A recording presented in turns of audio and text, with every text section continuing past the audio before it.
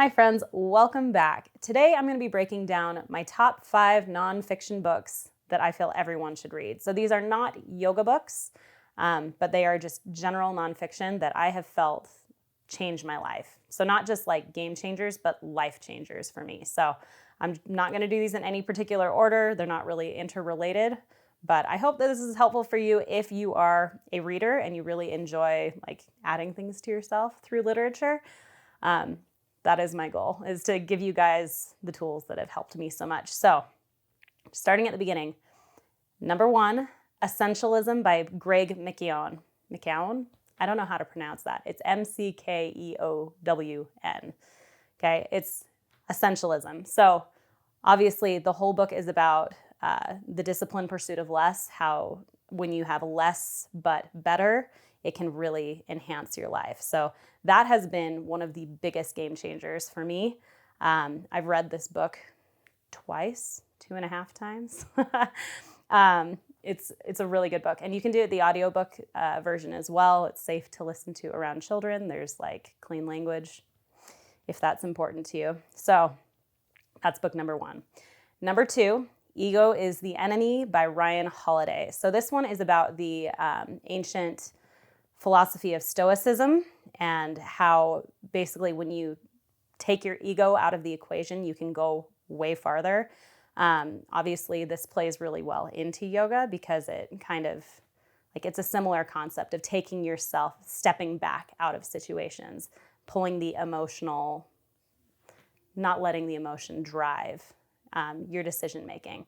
It talks a lot about how when you let ego enter into the picture, it can kind of destroy you a little bit. So that one was amazing. If you are listening to the audiobook, do it with an earbud. If you're around children, there is some language in that one, but it is so good. So highly recommend Ego is the Enemy by Ryan Holiday. Number 3, Why We Sleep by Matthew Walker. This one is incredible. So he breaks down basically the science behind why we sleep, how we sleep, what happens while we sleep.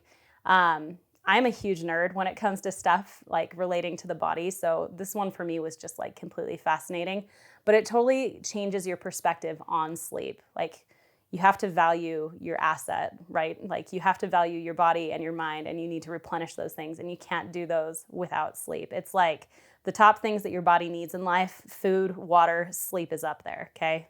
Maybe love. Okay, so anyway, that one is great, and I highly recommend it to anyone, especially if you're like a body worker, or if you are in medicine, or if you're just interested in that stuff, or if you just want to have a better life. Read Why We Sleep by Matthew Walker, because it'll change your life. Number 4, and I feel like this one's gotten a little bit of overhype lately, but it really is life-changing. Number 4 is The Life-Changing Magic of Tidying Up by Marie Kondo. So this one I read, 6 years ago, and it totally changed my life. Don't bother with the Netflix series. It's just reality TV. I mean, if you love reality TV, then by all means, but you're not going to learn how to actually con Marie your life by watching the Netflix series. Read the book. She talks about it in ways that are definitely different than you would typically hear in a Western conversation when it comes to learning about like cleaning up and organizing. But her method is undeniably one of the best of all time. And I've never gone back. Like my house is fairly tidy all the time. My children know how to do it. And it's just, oh my gosh, it relieves so much stress. When your surroundings are clean, it clears up space for your brain to think. So that one is huge. So I feel like it's been overhyped a little bit, but really it's worth the time reading. So put that one on your list. Life-Changing Magic of Tidying Up. Book number 5, The Book of Joy. It's by the Dalai Lama and Archbishop Desmond Tutu. It's all about how caring for others can help bring you joy, not just in the moment, but in the long run. It's a really wonderful book. It is written definitely towards like fanboy, you know what I mean? Like it's a little bit worshipy of like the Dalai Lama and Desmond Tutu, but if you can get past that, you'll see that they really are pretty incredible people.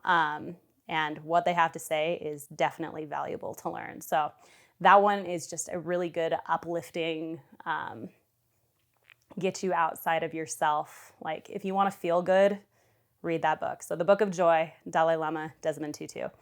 And I'll give you a bonus book if you are a woman. I'll give you number 6, okay? Girl Wash Your Face by Rachel Hollis. She just came out with another one, Girl Stop Apologizing, but that one is more for like if you're starting like a business venture. I mean, it's applicable just for women in general, but Girl Wash Your Face I recommend more because I feel like it's messages that every girl needs to hear. I feel like we spend so much time like pushing ourselves down and trying to like bury ourselves in what society's like taught us that we're supposed to be, that it really like you kind of have to dig off some of that dirt, and that book is a real help. So I highly recommend that one as well. If you are a lady or if you are just a man and you want to take the same, like I'm not going to limit that, if you want to get the same messages, it's a really, really great book. So anyway, that's my 6 top nonfiction book recommendations that I feel everyone should read. I hope this has been helpful for you. If you have any recommendations, please post them in the comments below. I love to read, so give me your recommendations because I probably will go seek them out and read them as well. And if there's any other like-minded people, then they can see recommendations as well. If you enjoyed this video, please be sure to like and subscribe.